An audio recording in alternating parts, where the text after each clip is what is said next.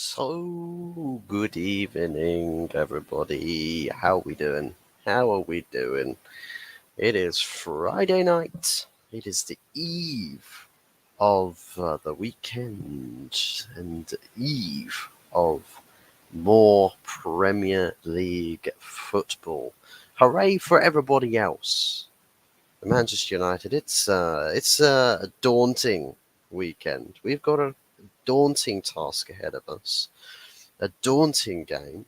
It's a difficult game, and one that I think pretty much every single mofo and their mofoing grandmothers all say Newcastle are probably going to win this game. But I suppose the question on that part is how much, and how much will they be? Would they beat us by? But is there a distinct possibility that United get anything out of this game? Is there a distinct possibility? Because man, don't get me wrong, Newcastle have got a good team. That injury list can't be ignored though, right? That injury list cannot be ignored. And if anything's to take away from the last two games, albeit that we've had an absolute disastrous individualistic performance against Galatasaray defensively and with the goalkeeper, the attack has looked like it's figured something out. And that can't be ignored. I think there is a chance or a possibility that Manchester United could leave a mark on Newcastle or somehow get out of there without actually losing the game. So listen, this might be something that could get like clipped up, right? It could be one of those. Let's clip him up for saying that there's a chance, and show a scoreline of like 5 or 6-0 to Newcastle. That would just be cliche to me. That would just be very, very cliche.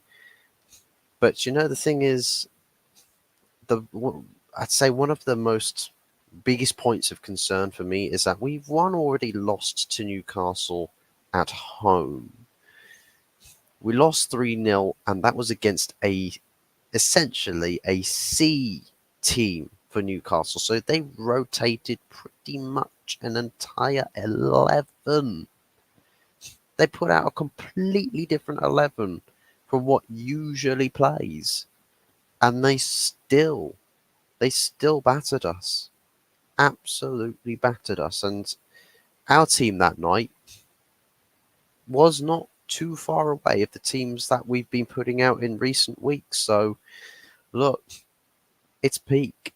It is absolutely peak, and I don't know how I'm meant to feel about this. And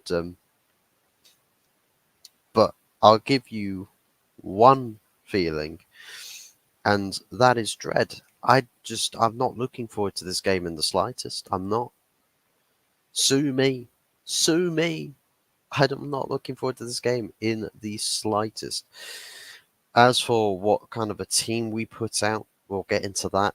And perhaps in terms of score predictions, we'll also get into that. But listen, Newcastle, they're below us in the league at the moment. And I think it's got to be state this again, state the obvious. You look at the Premier League table and you see us sat in sixth place, people would think, well, Newcastle are below us. So we go to Newcastle, it'll be a tough game, but we could and might get, well, we could and we should try to, pick up a win at St. James's Park. But listen, that table is one of the biggest lies you've ever seen.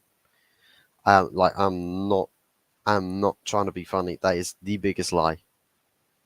The biggest lie I've ever seen the biggest lie I've seen this year. If you want to talk about how we've been playing compared to how every other team has been playing, we're sat somewhere around 10th. We haven't been by far the worst team in the league, but we've been nowhere near the best. So the fact that our points accumulation, not only one puts us in the most informed team in the league, but we've slithered our way into sixth. And I mentioned on Jez's show yesterday, um, I believe it was yesterday. Fantastic show, by the way. You can go find it on Arsenal, the History and More. Fantastic panel on there, and very very enjoyable discussion. So yeah, do be sure to go check that out. But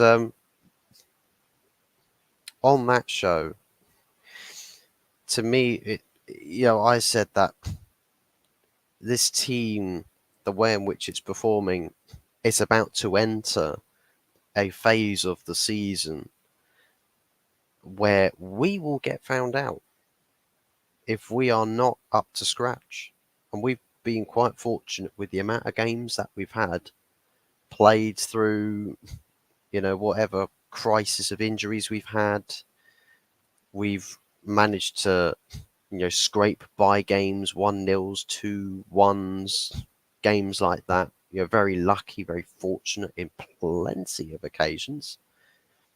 And now we're going to get a whole string of games where it's like, listen, that game there you got absolutely slapped up in.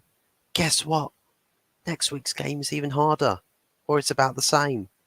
So now you've got to try and work the bounce back magic, right?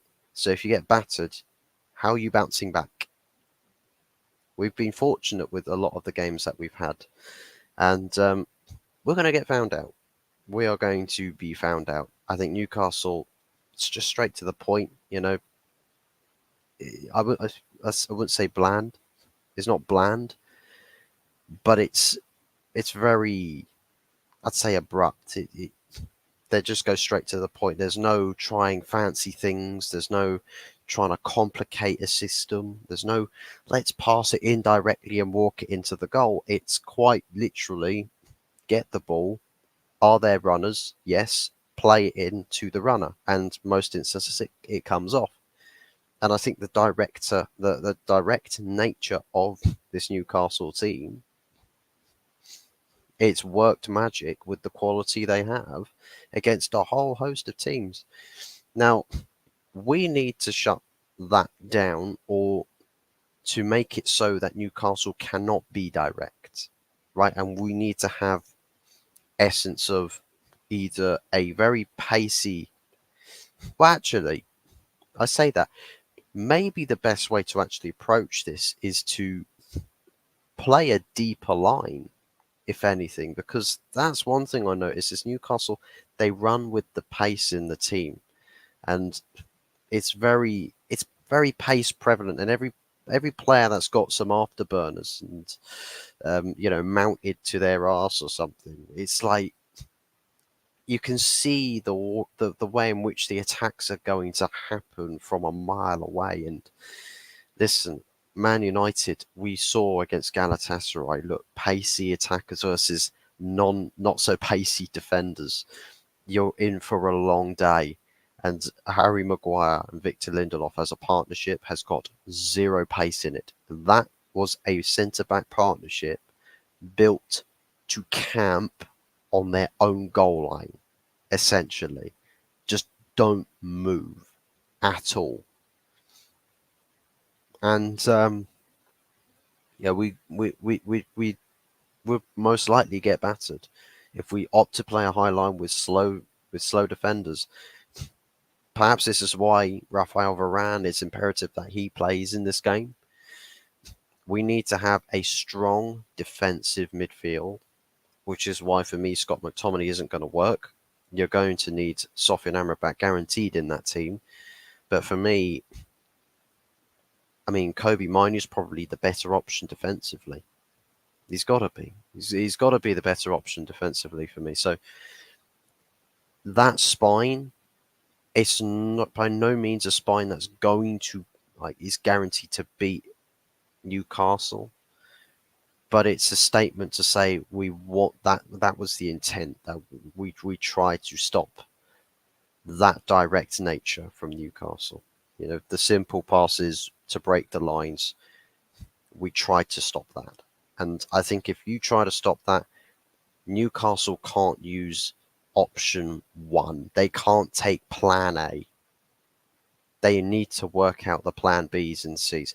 And if you make Newcastle have to work harder for their goals, I'll tell you what, you see it a few times against other teams where this Newcastle team, they they look a little bit blunt, to be honest. They do look a little bit blunt if the attack gets frustrated. I know they've got some tricky skill in that team. I believe Anthony Gordon is going to be a very tough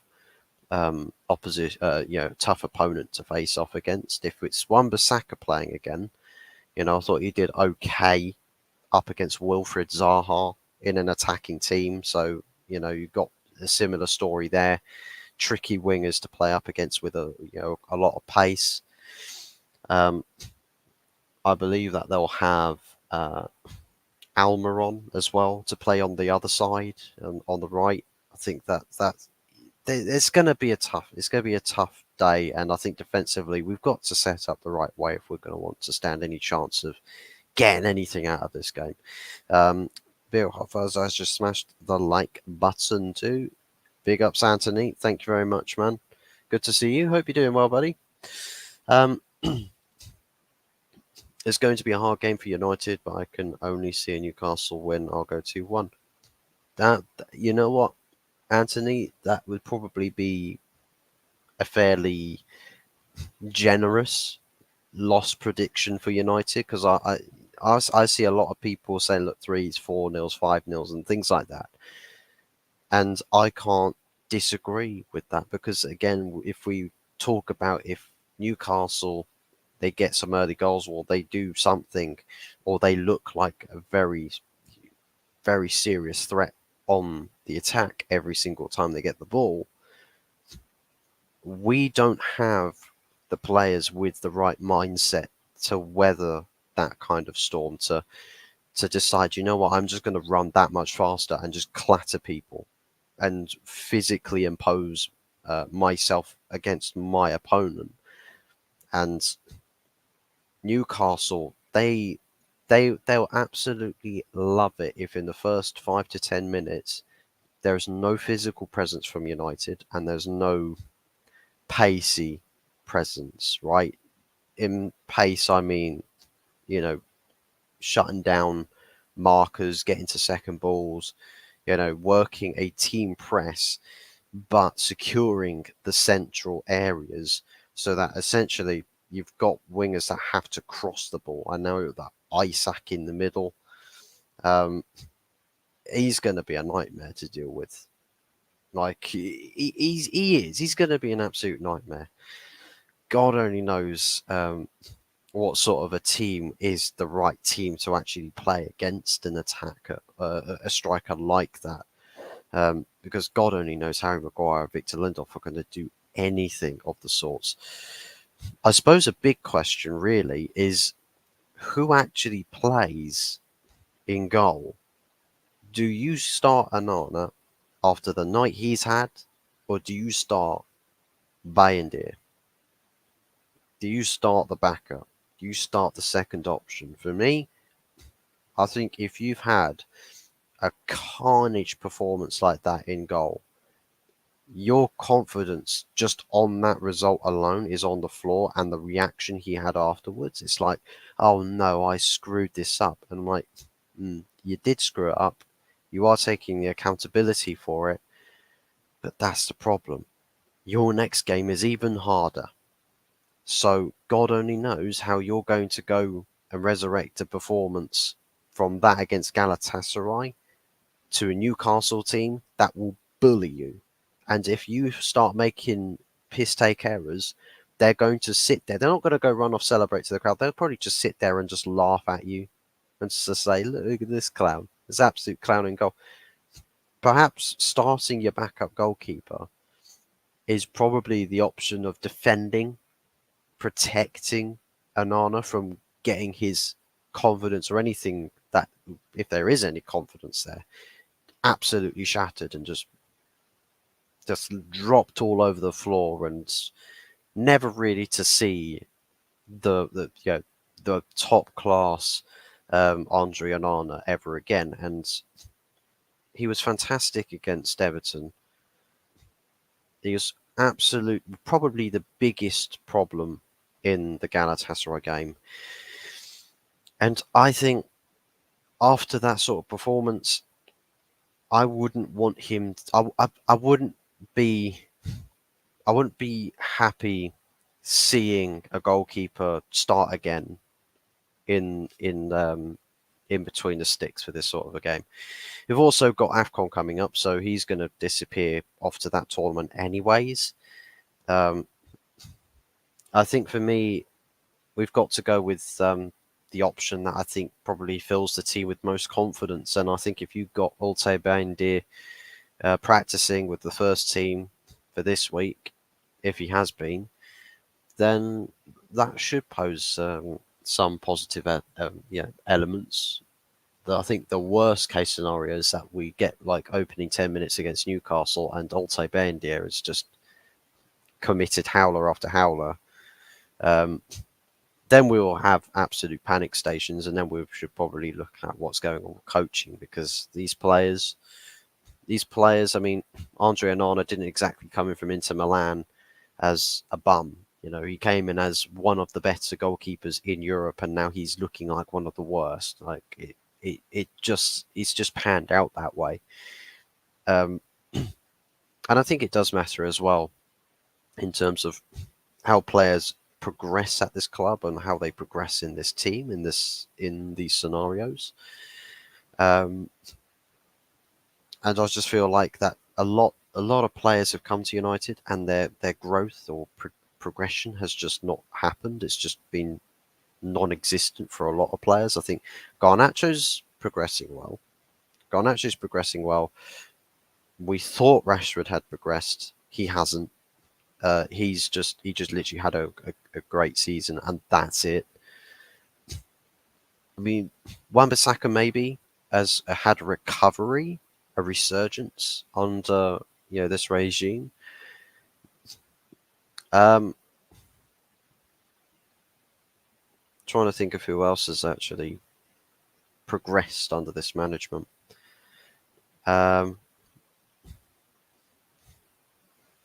Kobe Mainu, that's it.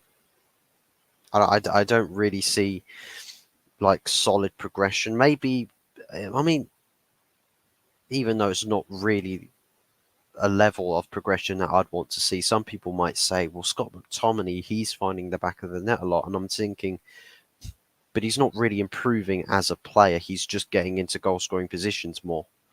And I think that's just part of the instruction from the manager, for a midfielder to provide, further goal threat, just arrive in the box late and be in those positions where you're getting on to at the end of a deflection or a foul cross or anything of the sorts, or a layoff. For me, Scott McTominay hasn't improved. He's just fulfilling a tactical instruction that is, be an extra, goal scoring threat in the box, but arrive late.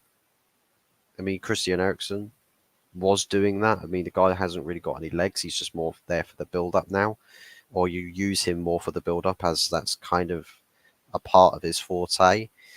But he does have, avid goal threat. As for everybody else, I don't see the improvements. I don't see the progressions per individual.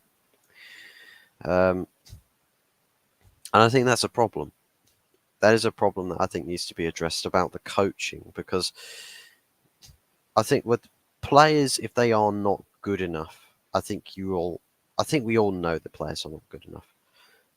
But I think usually with coaching or good coaching, you see changes to the game of individual players. You see changes. You see players become a different style of player, like a left back. used to be someone who was quite default basic, used to sit in line with the defensive line all the time and never really goes forward. In attack, you get an attacking manager come in, and you'll see that fullback, transition. He might not be the player with a good enough outlet, but you'd see the change of habits on the football pitch. For me, I don't see a lot of you know changes of habit from players on that pitch. I see tactical instruction and player trying to do the tactical instruction or the new tactical instruction whilst trying to stay, you know, with what they know best. And what they know best is not what Manchester United needs. It's not what the modern club needs. It needs something fresh. It needs what the manager wants, and as best as you can with delivering that is imperative. And a lot of our players just are not doing that. And I think with Newcastle, I think Newcastle's actually quite a good example to show, because you look at that Newcastle team, half of those players would probably have been getting into that starting 11 that got Newcastle relegated originally under John Carver or something. And the fact that Eddie Howe's come in when he did, and he's turned the fortunes around, and it's just a different. It's just a different beast, a different mentality. But these guys are not the guys to win Premier Leagues. They are nowhere near that. But these are players that have gone from one scenario and have adapted their game to fit the new scenario. You will know when the player is found their maximum. When they've found their limit, they can go no further. Right? Those players were willing to change for the manager. We've got too many players that don't. Too many players. And you can say with the media, when you hear the stories about, the players have got concerns about Ten Hag. We had the same report. Oh, the players are concerned about Ralph Rangnick. Oh, we heard the same. The players are concerned about Ole Gunnar Solskjaer. All the players are concerned about Jose Mourinho. And the players are concerned about Louis van Gaal. We've heard these stories with every single manager, and that's the thing is, and this we can say this ties into the talk about disciplinarian coaches, right? The ones that push you when push comes to shove. They are pushing their players. You change for this system. You do things this way, like everybody else is, or you're out the door. But our players don't like that. They want to be comfortable. They don't want their authority challenged. They don't want to be disrespected. I use the quotation marks on disrespected because every model professional will take when they are criticized with a period of self-reflection and to think, what have other model professionals done before me? How have they taken a criticism of that element? What did they do? And that's what you should look at. The great players of the past, the players that you look up to as the ones that paved the way for your position that you play in, who are your idols? What did they do in their career? What were they known for? What were they specializing in? And ask yourself in those those moments of self-reflection, why can I not do what those guys did to find my way in the sport? Why do I have to throw my toys out the pram because a manager said something that's upset me? Why can I not take that criticism and think, well, I got to go out to prove this manager wrong? Because it's like perceptions. If like players don't start going on strike at football clubs because a fan online called them shit, they don't just stop playing. Oh, I'm not playing, manager. I'm not playing. I'm not playing because these fans online. told me that I was shit. They don't do that, do they? Usually, if they're met with that level of criticism, most instances they get told by other model professionals, you've got to put in the work to prove them wrong. And then when they start proving these fans wrong, they start seeing the swaying of criticism going back into positivity and support, and you start tapping into that, and people are like, oh, thank goodness he's turned it around. Marcus Rashford was getting that praise last season, but he's not getting it anymore. He's not getting it anymore.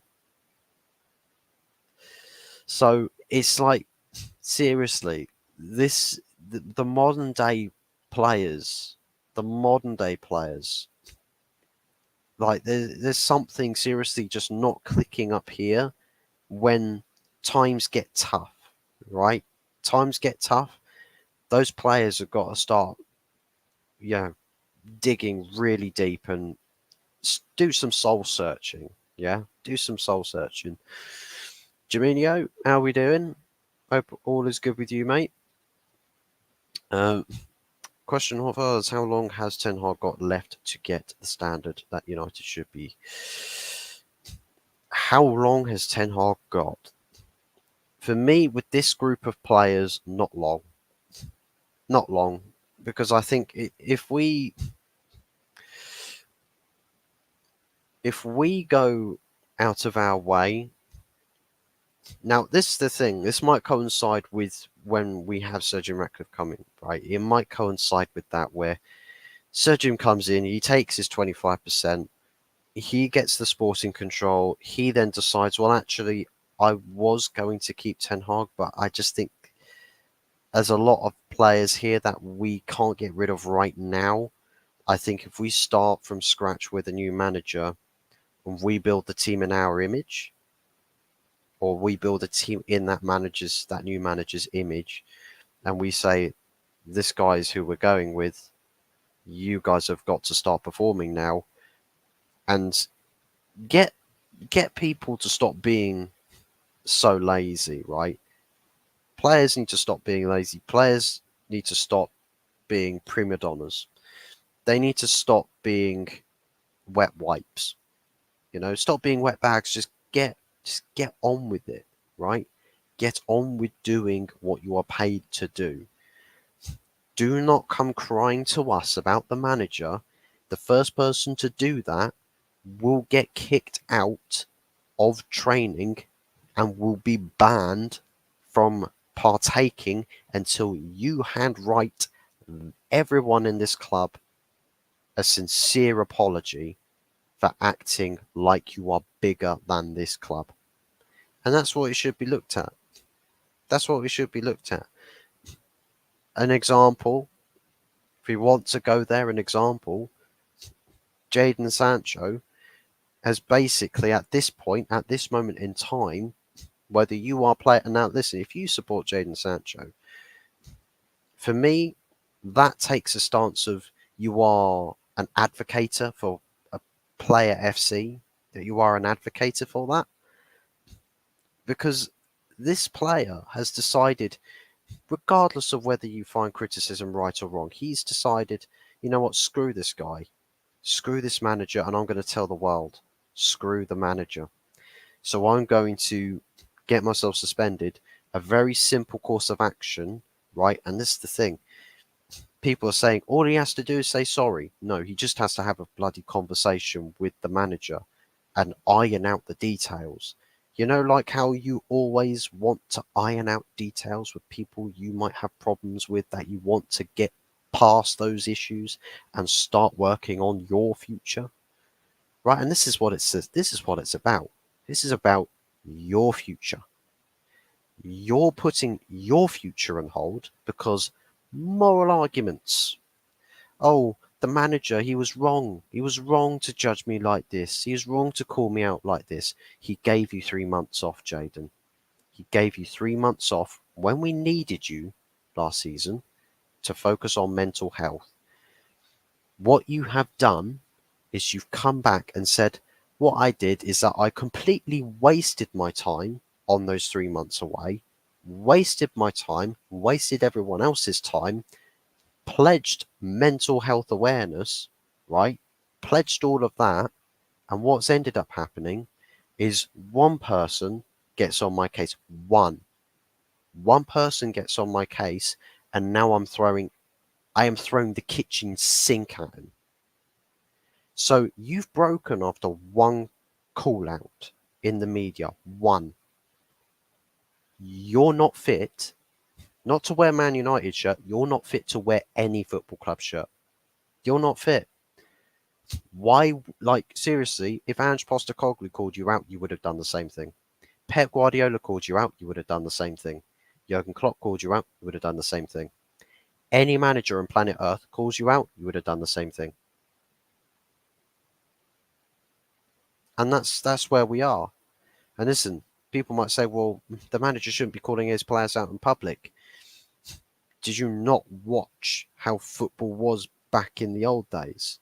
You not see how cutthroat people's criticism of players, managers, everybody, all the commodities, right? The criticism was cutthroat, absolutely cutthroat. And nowadays that wouldn't last. You wouldn't see, you would make that sort of a comment, or a comment that you would have made 10, 20 years ago as a manager. In today's world, you would not have seen the sun set and still been in the job. You would have been gone. You would have been gone just like that. Ralph Rangnick gave us the honest perception, his perspective on what he sees, and he was honest. You might as well have said he was sacked the moment the words left his mouth. And that's the reality. That's the reality. And I think there's a lot of people that don't want to admit that reality. I think they're a bit scared to admit that reality because it would be acknowledging just how out of our control or anyone's control that this player FC situation actually is at Man United. And it is literally, there is no manager in world football that can tame this squad. It has to be the people above the manager. It has to. And that's why I call the likes of your Richard Arnolds or your John Murters or your Ed Woodwards, I call them the players' enablers. They enabled them. They are enablers. They have allowed players to get away with costing managers their jobs, getting them sacked, doing all of this crap. They've allowed them to get away with it for so many years. And it's allowed the standards on mindset, on conduct, club conduct. And this is true. You know that it's the standards of club conduct's gone down the drain because half of the people in the same roles and positions, when they're asked about Man United, they've got nothing positive to say about us. They've got nothing positive to say about us. They mock us. They laugh at us. For the people, right, that are the manager's boss. So the fact is that we're busy out here saying, player FC, yeah, let's back the players. This manager's finished. This manager's crap. I say, fuck the talk about the manager. It doesn't matter. Let's get the guys above the manager sorted out. You can have your day. You can have your Ten Hag out parades.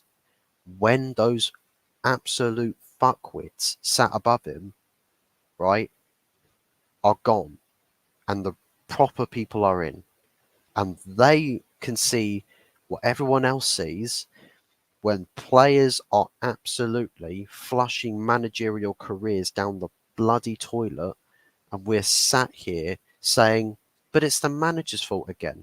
John Murter, I swear to God, there's a lot of people in this fan base where John Murter could come out and say, yeah, the players tell us who to sack, and if the players told us who to sack, then we'll sack them. If literally that were to come out, people would still blame the manager. They would still blame the manager. And it's like, you can't. I strictly believe in the perspective of which it's difficult to win arguments against intelligent people, people of intellect. It is impossible. You cannot. There's 0% chance of winning an argument against someone who's a dumbass. It's impossible. So I've just that's why I don't scream and shout about Ten Hag in, Ten Hag out, in, out, shake it all about. I don't bother. It's wasted breath because I'm not worried about what is my manager doing or not doing when those players have got all of his previous managers sacked as well. There's no point to it. I don't see why new manager comes in, and this is and just last point on this matter as well. A lot of people will say, well, let's sack Ten Hag and let's get a new manager in because we can get the new manager bounce. Ralf Rangnick got 45 minutes. Erik Ten Hag didn't get a new manager bounce. Like, please don't forget this. Ten Hag didn't get a new manager bounce. He started his first 2 games of Manchester United manager getting destroyed by Brighton and Brentford. Battered, emasculated, completely ripped limb from limb. Why is getting a new manager in going to guarantee new manager bounce? And if it's, well, we got to take the chance, well, the same way as if you keep Ten Hag, you're taking a chance that he'll come good. We can play swings and roundabouts all you like. You can play that game all you like. I suppose with this game, I should give the rundown of probably the team that I would opt to go with. How I wish I could just bin half of these players, but it is what it is. We've just got to deal with the cards that we've been dealt. In goal, personally, I think after last night, I would think it's a bit of a case of throwing him into the firing line in Andre Onana starting. I wouldn't. I would go with the second choice in Bayendir. I would. I don't know how everybody else feels about it. Whether you guys would go with starting Onana as well, or whether you guys would go with starting Altay Bayendir. For me, it's got to be giving a chance now to our backup option. As for left back, actually, that's the interesting thing. We want pace. We will need pace, and you know what? I was going to say Luke Shaw at left back. I'm not. I'm going to actually go with. I know Malacia is not fit. Either Delo or Serge Reguilon. One of those two at left back for me. I would want Luke Shaw at left centre back, partnered up with Raphael Varane. We want pace. And Luke Shaw does a good job at centre back. He is actually fairly decent at centre back. So for me, I think that's probably the most with the idea of Newcastle's attack in mind. I think that's probably the most considerable option. DJ Crane, Sup Fuzzy, Jajaminho, Anthony, how are we all? I'm doing good, man. Hope everything's all good with you. Always a pleasure to see you in chat, Tony. Not quite chocolate milk hours, unfortunately. Not quite there. It's later on, though. It's coming later on. Probably going to have myself a nice fancy Pizza Express. Double pepperoni in a Romana, thin base. And then I do this crazy thing where I piss off half of an entire country by folding it over into a sandwich and eating it like that. I'm probably not actually offending a whole country. I think it's probably just I'm probably offending half of my own country in people who think that that's not a normal way to eat pizza. And it's not Italian. Who cares? I'll eat pizza the way I want to eat pizza. suck one. But I'll tell you what, it's absolutely brilliant, fantastic, absolutely love it. And yeah, double pepperoni. So it's not your usual pepperoni; it's double the amount of pepperoni on there, and with the thin base, a bit of that, oily, a little bit oily, and crispy crusts as well. Oh, none of that crazy thick doughy stuff. No, that is out the window. It is thin, crispy. It's not crispy on the actual base where the pizza is. That's thin but doughy. But then you've got the crusts, the outsides are are well done. They are well done, not burnt to a crisp or cremated. Done just right, just right. But yeah, I'm looking forward to that. Um, Especially after a crazy week. It's been a bit of a madness. But yeah, in terms of team selections, moving to the right side, obviously Wan-Bissaka, he'll probably be up against Anthony Gordon. So yeah, it's gonna be a tough afternoon. Or tough evening actually. It's an 8 o'clock kickoff, I believe, on a Saturday. 8 o'clock on Saturday. I'll tell you what, if you're travelling from the south, ooh, hoo, hoo. Oh, that is a just a long weekend. But big ups to everybody who does make that journey. Real ones with supporting your club. Um, Not to say that us guys that sit back and relax and watch our teams from home. Not to say that we're fake.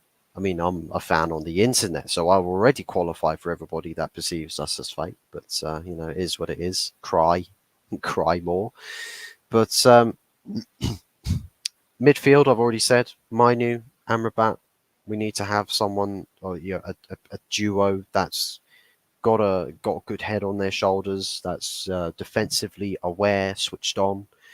I saw enough of that from Mainu against Everton. I believe that with a solid defensive partner in that midfield, that it would make his job easier and his workload lighter. There's one thing that I do not want to see is having players get isolated defensively in the middle of the park, because my God, if Bruno Guimaraes gets a hold of that midfield and does whatever the hell he fancies, Joe Linton as well, if they get that mad amount of space and the options to run and make free passes into the likes of Isak and Anthony Gordon or Almiron, you can forget about it. Forget about it. We might as well pack up shop and go home before the first whistle's even been blown. Um, so, in terms of players in front, probably Bruno. I mean, why not? Why not? If we're playing a bit more of a direct style, a bit more straight to the point, then I think with Bruno, he does have a substantial goal threat. Obviously, he had a fantastic goal scored midweek against Galatasaray, and I think with that in mind, it's just purely based on form that you would start Bruno Fernandes in this game, and we should look to continuing or try to continue his run of form.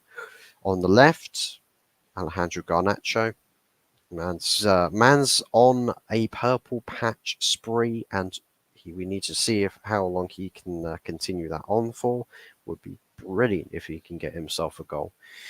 Battle of the young wingers. Battle of the young wingers. Who does it better, Anthony Gordon or Alejandro Garnacho? It's I know a lot of people would just take Anthony Gordon in a heartbeat because a lot of people don't really rate Garnacho as a player. But it could be an interesting concept. But on the right-hand side, for me, I know a lot of people said that Anthony was fantastic against Galatasaray, his best performance in a United shirt. And I'm thinking, but was he actually a solid goal threat? Was he providing, problems for the opposition, in and around the goal? Was he, putting in accurate crosses? Was he providing, serious? threats from various different positions? For me, no. And I think with this kind of a game where the defense is not as open, right? Anthony's not going to have as easy of a game as people are thinking that he probably will. He's not. He's going to go from 0 to 100 real quick for Anthony. And for me, Palestri has shown me more contribution to this team, or more likely to contribute to this team, than Anthony has. So for me, I'd want to put my faith and my trust into Palestri to do a job for us out on the right hand side. And I think he works well with his fullbacks, I find, with Palestri. I think he does work well. He always looks to run overlaps, underlaps, all sorts, hold the ball up, try different things.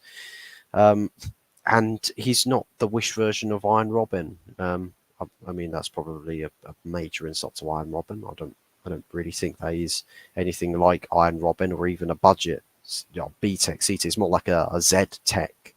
We're going right down to the other end of the scales with this one. But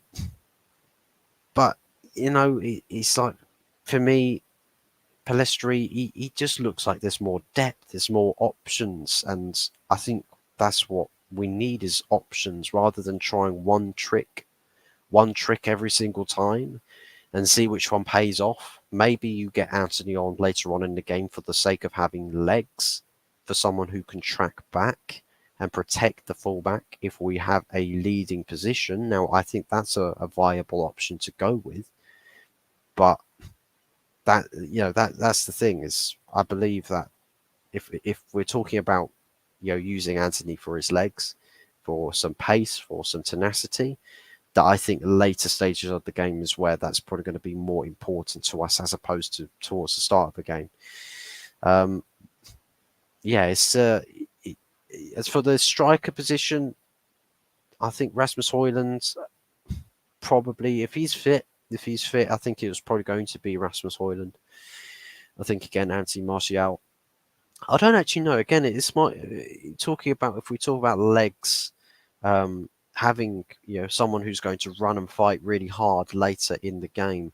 Who would you rather have come on? Would you rather have Anthony Martial start, and then Rasmus Højlund comes on to provide extra energy later on in the game? Because tired legs, you can't deny, tired legs can be a factor. And if you've got one hell of a pacey striker that comes on, and he makes those runs in behind against a high line,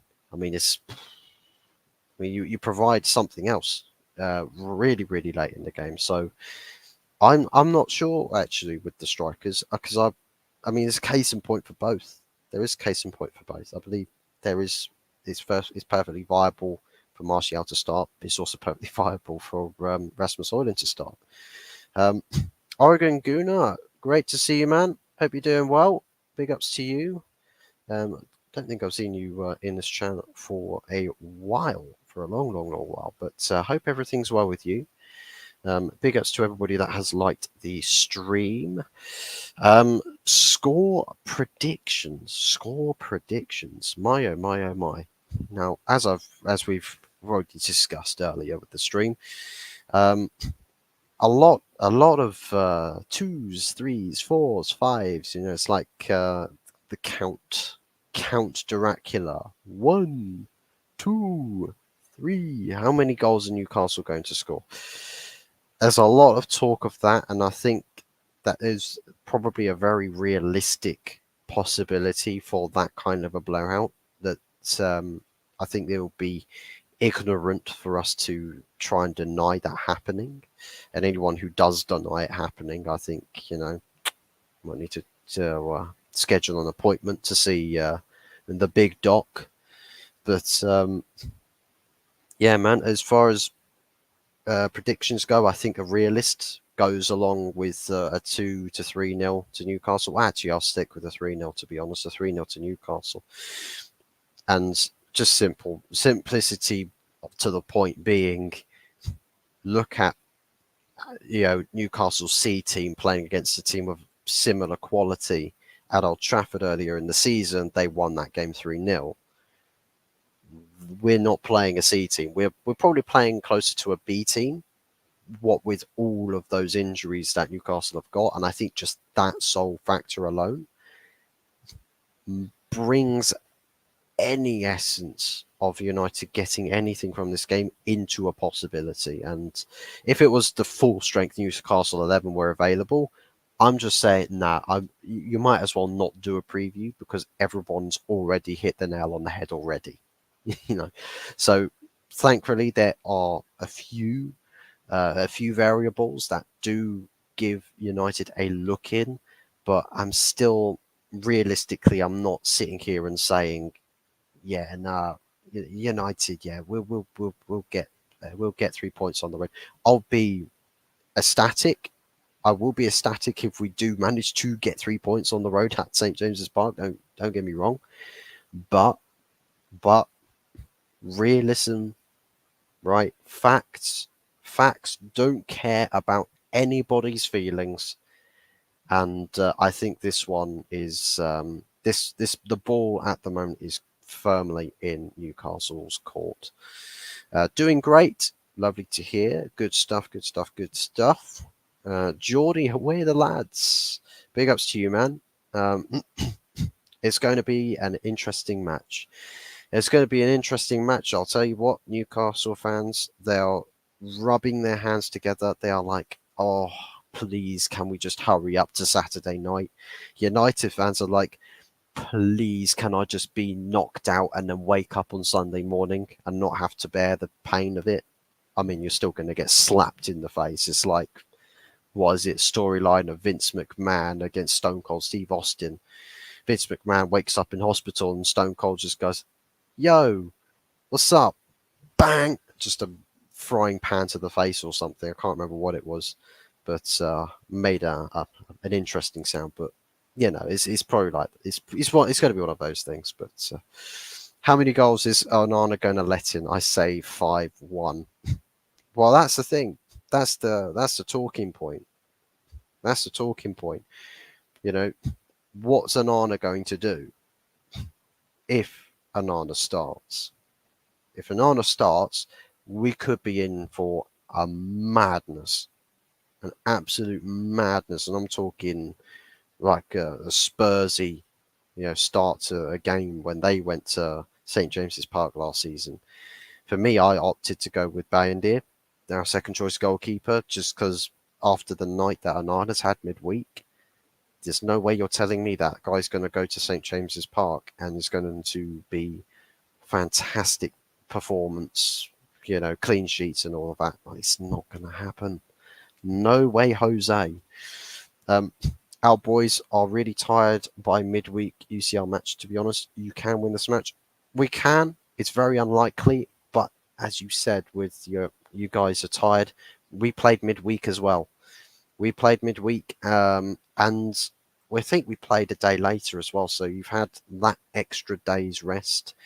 Now, I think the sort of game that you've had, I think mentality wise, even if you're not 100%, if you've got the right mindset, I think usually your mindset can and will carry you through games and performances, and you can show a lot of fight and simply outright beat opponents that way. But yeah, it's unfortunate, very ridiculously unfortunate for you to, not win that match midweek as well, by the way. So, I mean, there's probably going to be an essence of, a bit of venom. Probably going to be a bit of venom in your team's performance on the weekend. Plus, I think Newcastle, they'll want to. I think Newcastle want to try and make something out of, United. You know what? Newcastle, if you guys beat Man United, if you beat us tomorrow, that's 3 wins on the bounce, and you could legitimately end up with something like 4. Who knows? If you meet us in the FA Cup, there'll probably be 5 wins against United on the bounce. When's the last time that's happened? And it would be just an air of dominance, and you know what? It's not going to feel nice being on the receiving end of that. if United was playing Newcastle Women's United players would be rubbing their.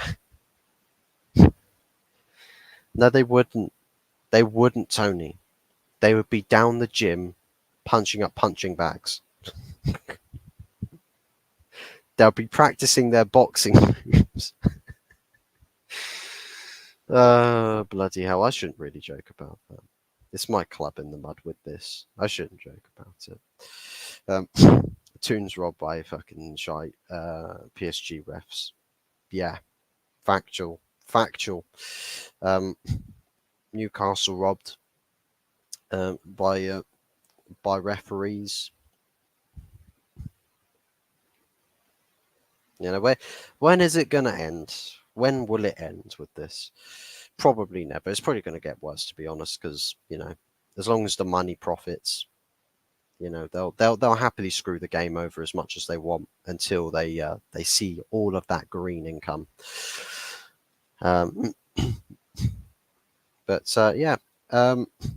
Anyways, guys, that wraps up the preview.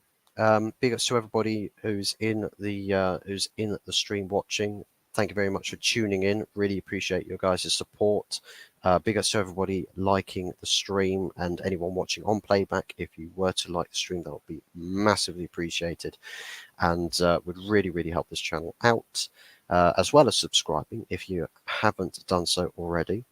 That would be fantastic. Currently, I believe, sat on 121 subscribers. If I just double check on that again, just to get the live subscriber count, which it is. So we are over 120. Fantastic stuff. We are on the up. We are progressing faster. This little YouTube channel is showing greater progression than Manchester United Football Club is. You know? Amazing, absolutely amazing, isn't it? But yeah, big ups to everybody. Thank you very much for watching. Leave your thoughts and your feelings about this game in the comments section below. Your score predictions, team lineups, who your key player to the team will be. Even if you are a Newcastle fan, who's your key player going to be? Because I hear that Sean Longstaff is not going to be fit in time for this game. That's what I've heard.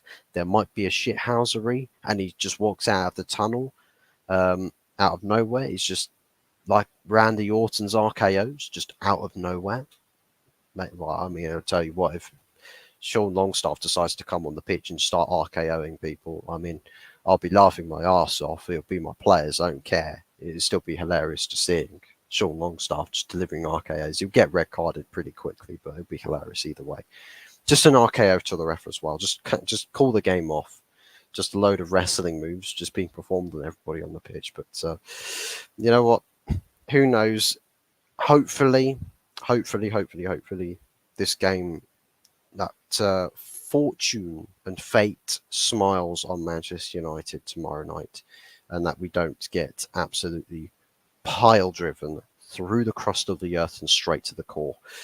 But anyways, thank you very much for watching, guys. Enjoy yourselves the rest of your Friday night and get your weekend grooves on, because we are on the eve of more Premier League football and all of that good stuff, or whatever it is you're planning to do for the weekend.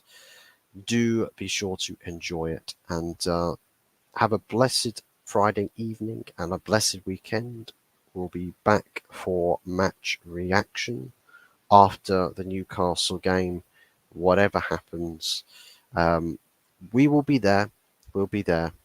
I'll either be in a coffin from dying after watching my team get brutally murdered, or I'll be sat here still with a little bit of peace of mind. Hopefully that the latter. If the prior happens, then we'll shut the channel down. But anyways, thank you very much for watching, guys. Take care, goodbye, and we will speak to you again very soon. Take care and ciao.